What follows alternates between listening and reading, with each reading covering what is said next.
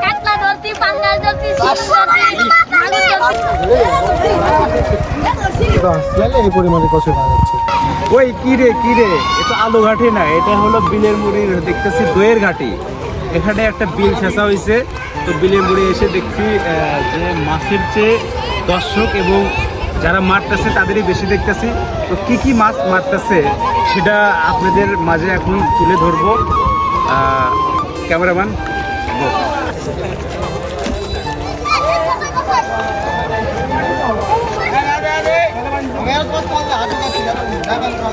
দেখে কি মাছ দেখে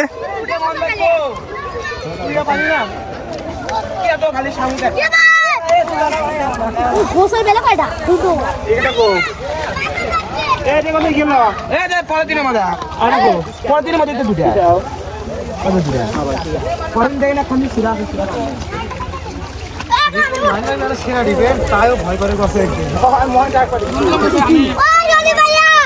আমার পালে আরো ধান্দা হল আর সিস্টেম আগে দেখে নি দাও দৌড় দিবি ভাই আধা ঘন্টা পর একটা বাড়ায় এটা ঝলক দেখায়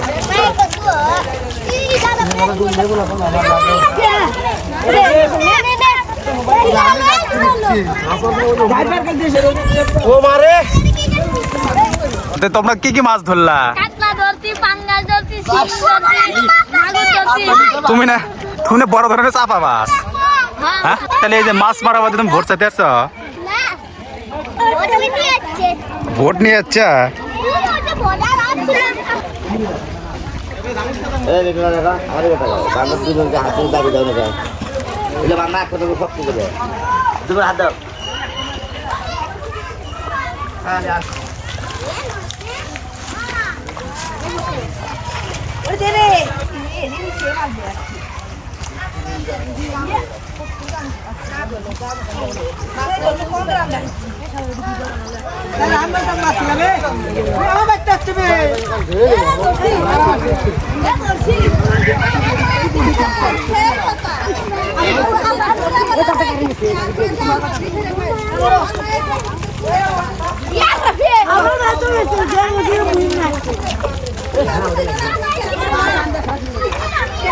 कोई पैसे देंगे ना क्या হাতে পায়ে দুই ঘন্টা আমার খাম করে নিল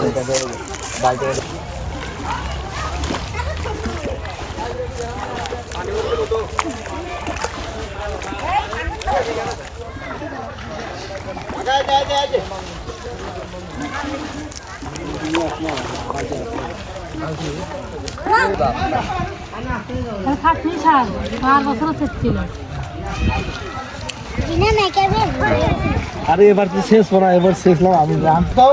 মহিপুরের এই বিলটা কত ঘন্টা লাগছে শেষতে?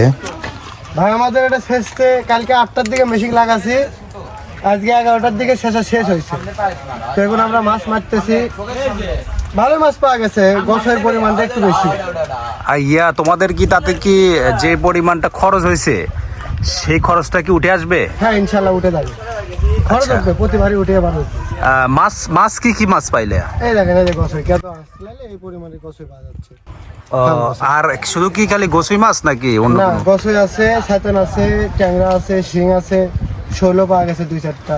তাতে কি কত কেজি পরিমাণ মাছ পাওয়া গেছে?